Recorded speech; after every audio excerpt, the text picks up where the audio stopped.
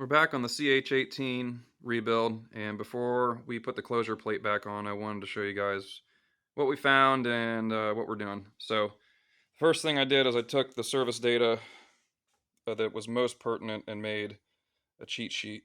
It's basically 2 pages that just gives me kind of an at-a-glance look at all the stuff that is important. It's not comprehensive by any means, but for reassembly, it gives you all the stuff at a glance. Makes it a lot quicker and easier. And then also, if you force yourself to go through the data like that, then you're reminded of things that you otherwise either would have forgotten or just completely missed.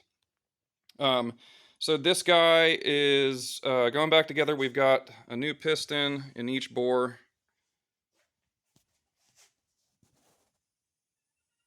So you can see the flywheel mark pointing towards the magneto side of the engine. And this piston, same way, flywheel that way. We got new rods. So these are Kohler rods. You can still get the rods.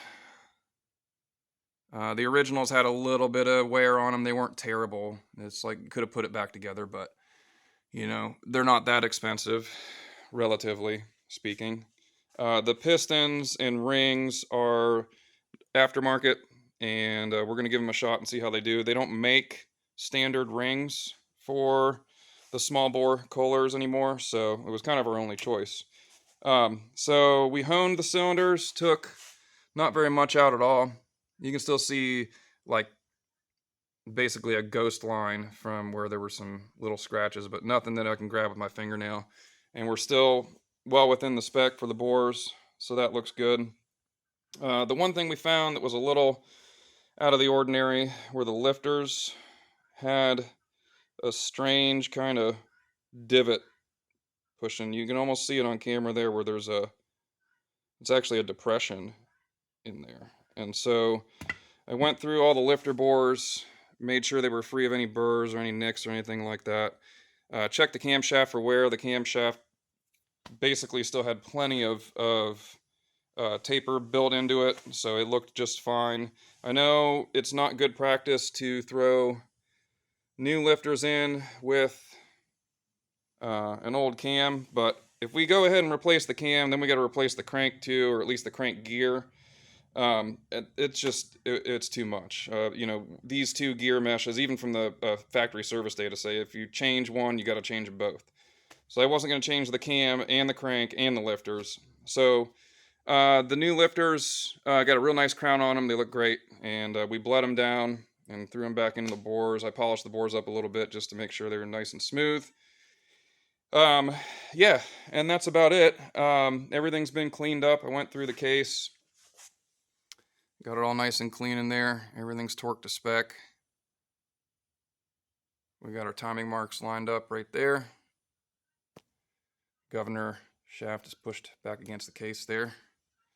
And we're ready to continue the reassembly. So yeah, just wanted to show you guys what's going on here. The closure plate is ready to go on. We've got a new seal here for the oil galley, and we've got all the bolts cleaned up.